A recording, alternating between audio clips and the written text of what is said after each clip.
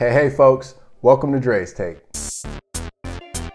This week, millennials are being forced out of the housing market due to a combination of elevated interest rates, elevated home prices, and lack of inventory.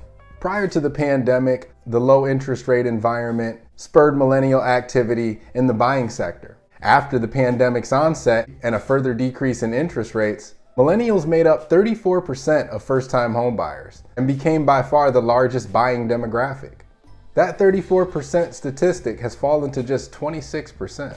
The millennials retreating from the market is one of the largest factors in the subsequent drop in new sales, which is down by about 40% year over year here in the Central Florida region. So here's the good news. Millennials and Gen Z make up the largest generations, and they badly need housing. This can be evidenced as the rental market is going berserk. Our generation has no place to live right now. They're stuck between a rock and a hard place. It's either pay high rent or pay a high mortgage. And right now, a lot of them are opting to pay the higher rent, hoping that it will be short term and they'll be able to strike as affordability loosens at some point. So we need a catalyst to unleash that demand. That catalyst is affordability. And affordability is going to come about, in my opinion, in one of three ways, or some combination of these three factors, which happen to be falling interest rates, wage growth, and or falling prices. The former of which I believe is the most likely. Falling prices would have to come down 40% or so to make any meaningful impact at the elevated interest rates. However, a simple 1 or 2% drop in interest rates could make a major impact on affordability. Couple that with rising wages, and you now have folks that are able to afford to make their first home purchase again.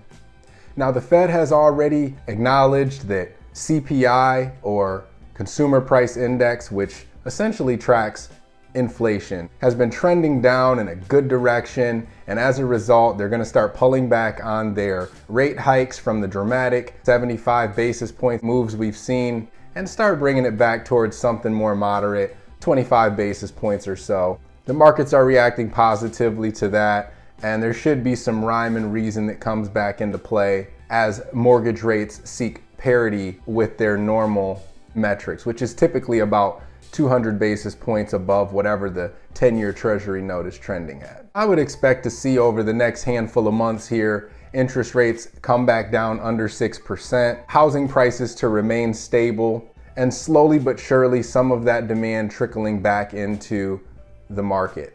This should keep things quite balanced and healthy. If we see too dramatic of a drop in rates, then we may see another buying frenzy, which, God forbid, I do not want to live through another 2021 housing market. It was like going to Halloween Horror Nights and walking through those houses. You go to an open house and you'd literally be single file line walking through the houses, knowing you're already going to make an offer and it's probably going to be 10, 20 grand over asking.